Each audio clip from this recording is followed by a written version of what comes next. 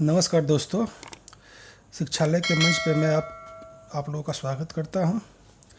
आज मैं पुनः दैनिक घटना चक्र की सीरीज को लेकर उपस्थित हुआ हूं और आज मैं 1 अगस्त के महत्वपूर्ण घटनाओं का उल्लेख करूंगा।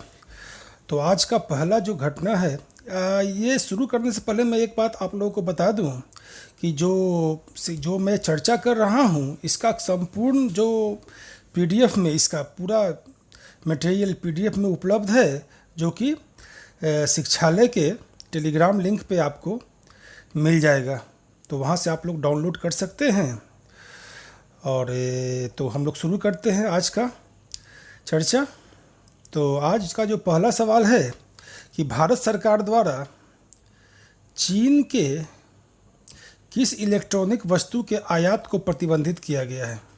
चीन के किस इलेक्ट्रॉनिक वस्तु के आयात को प्रतिबंधित किया गया है? तो इसका आंसर होगा टेलीविज़न बी।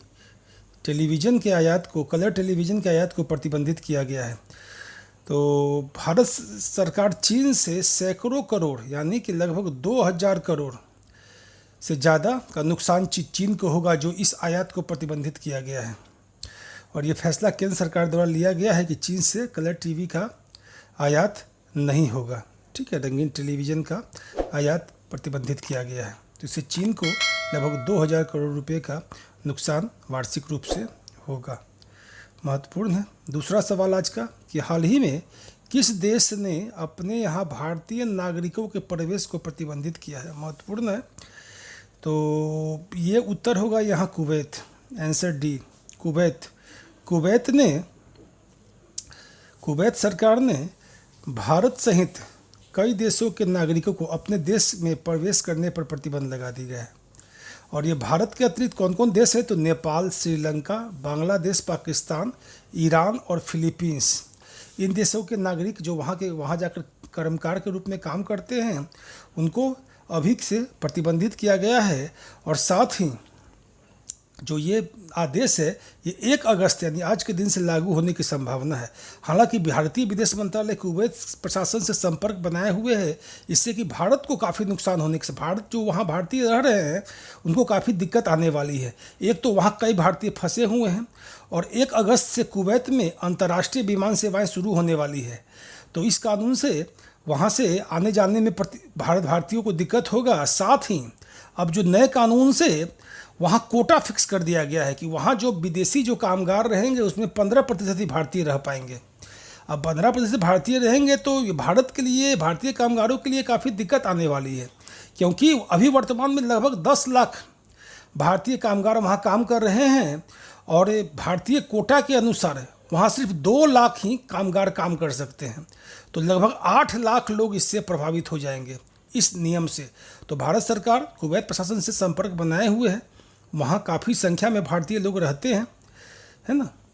अगला सवाल है कि 31 जुलाई को कोरोना वायरस संक्रमण के कारण होने वाली मौतों की संख्या में भारत किस स्थान पर आ गया है? तो मौतों की संख्या में भारत अब 5वें स्थान पर आ गया है। कोरोना वायरस संक्रमण से जितने लोगों की मौत विश्व में विभिन्न देशों में हुई है, तो उसमें भारत का स्थान अब 5वां हो गया है ना। कैसे देख लीजिए भाई, तो भारत 5वें स्थान पर आ गया है और इसमें मामले में भारत ने इटली को पीछे छोड़ दिया है, क्योंकि भारत में कुल मौतों की संख्या 35,747 लोगों की मौत कोरोना वायरस से कारण हो चुकी है ना। इटली में लगभग 35,700 के आसपास लोगों की मौतें हुई हैं। तो भारत इटली को पीछे छोड़ दिया है। अभी मौतों की संख्या में सबसे पहला स्थान अमेरिका का है, वहाँ लगभग 1.5 लाख से अधिक लोगों की मौत हो चुकी है, 1,52,000। उसके बाद दूसरा स्थान ब्राज़ील का है, तीसरा स्थान यूनाइटेड किंगडम यूके, चौथा मेक्सिको और पांचवा भारत। ठीक है, अगला आते हैं सवाल पे। चौथा सवाल है कि smart India hackathon grand finale में कितने प्रतिभागियों की भाग लेने की संभावना है?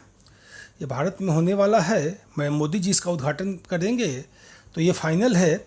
ये इसमें 10,000 प्रतिभागियों की भाग लेने की संभावना है। तो देश के इंफॉर्मेशन टेक्नोलॉजी को बढ़ावा देने के लिए चलाए जा रहे smart India hackathon grand finale 1 अगस्त से 3 अगस्त तक चलेगा। और इसकी शुरुआत, इसका ओपनिंग जो करेंगे प्रधानमंत्री नरेंद्र मोदी वीडियो कॉन्फ्रेंसिंग के माध्यम से करेंगे। और इसमें लगभग 10,000 प्रतियोगियों के शामिल होने की संभावना है। अब अगला सवाल है कि हाल ही में किस भाजपा राज्यसभा सांसद ने अपने बंगले को चीनी वाणिज्यिक दूतावास के लिए किराए पर दे दिया? महत्वपूर्ण है। तो सुभाष चंद्रा, इसमें आंसर होगा बी, सुभाष चंद्रा। सुभाष चंद्रा कौन है जानते हैं आप लोग? राज्यसभा सांसद और जीट समूह के संरक्षक सुभाष चंद्र ने मुंबई में कफ परेड स्थित अपने बंगले को चीनी वाणिज्यिक दूतावास को किराए पर दे दिया है ना। सुभाष चंद्र ने अपना बंगला चीन के दूतावास के लिए दिया किराए पे। अब एक और महत्वपूर्ण सवाल कि अयोध्या में श्री राम की कितनी ऊंची प्रतिमा स्थापित करने की तैयारी है? तो ये लगभग क्या 251 मीटर का प्लान है, 251 मीटर है ना। और ये जो 251 मीटर का जो प्रतिमा है, वो अगर प्रतिमा का निर्माण हो गया तो विश्व की सबसे ऊंची प्रतिमा हो जाएगी। वर्तमान में चीन में स्थापित गौतम बुद्ध की प्रतिमा सबसे ऊंची है, जिसकी ऊंचाई 208 मीटर है।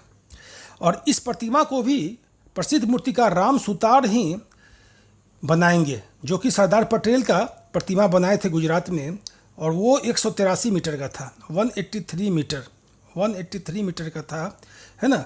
और ऐसी संभावना है कि इस प्रतिमा को बनने में लगभग 3 वर्ष लग जाएंगे। और इसमें पूरी तरह से स्वदेशी तकनीकों का इस्तेमाल किया जाएगा और स्वदेश में ही निर्मित होगा। इसमें कोई बाहरी देश से इसमें कोई हस्तक्षेप नहीं होगा, कहीं से कुछ स्वदेश में निर्मित होंगे, है ना। अगला सवाल है कि संयुक्त राष्ट्र महासभा के 75वें 75th वार्षिक सत्र में इकलौते राज्य प्रमुख जो वहाँ पहुंचकर उस महासभा को संबोधित करेंगे कौन होंगे? तो इसका आंसर होगा अमेरिका के राष्ट्रपति डोनाल्ड ट्रंप, क्योंकि ये न्यूयॉर्क में होता है इसका महासभा, है ना। तो वही जाएंगे, एकमात्र राष्ट्र प्रमुख। कोरोना के कारण सारे राष्ट्र प्रमुख वो वीडियो कॉन्फ्रेंसिंग के माध्यम से सत्र को संबोधित करेंगे और डोनाल्ड ट्रंप वहाँ जा कर के सत्र को संबोधित करेंगे, है ना, 75वें सत्र को। अगला सवाल, भारतीय क्रिकेट टीम के कप्तान विराट कोहली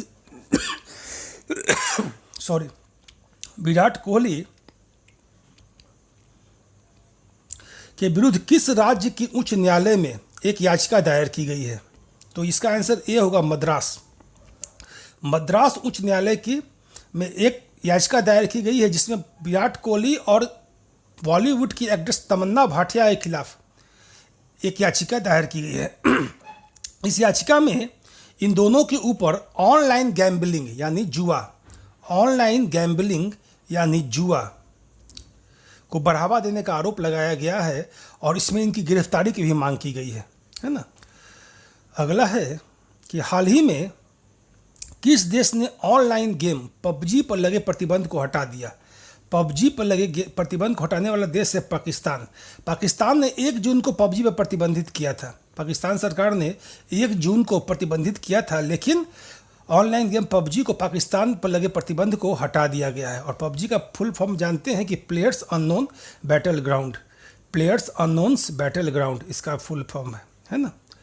पबजी काफ़ी चर्चित गेम है ना। भारत में भी ये काफ़ी चर्चा में रहता है, बच्चों में काफ़ी लोकप्रिय है। अगला है कि विश्व व्यापार संगठन में भारत के नए राजदूत किसे नियुक्त किया गया है? तो इसका आंसर भी ए होगा, ब्रजेश नवनीत को WTO में भारत का नया राजदूत नियुक्त किया गया है। और इन्होंने अपना परिचय पत्र महानिदेशक रोबर्टो एजेवेडो, है ना, रोबर्टो एजेवेडो को प्रस्तुत किया। अपना परिचय पत्र रोबर्टो एजेवेडो को प्रस्तुत कर दिया, यानी ये भारत के स्थायी प्रतिनिधि होंगे WTO में। ब्रिजेंद्र नवनीत भारत के स्थायी प्रतिनिधि होंगे WTO में, है ना। तो आज का जो महत्वपूर्ण घटनाओं का संकलन यहाँ प्रस्तुत किया गया और आशा है कि आपको इससे कुछ समसामयिकी में लाभ होगा और आगे भी हम इस तरह से अपना समाचार या घटना चक्र या घटना जो करंट अफेयर्स को लेकर के उपस्थित होते रहेंगे। तो फिर मिलते हैं कल, तब तक के लिए नमस्कार।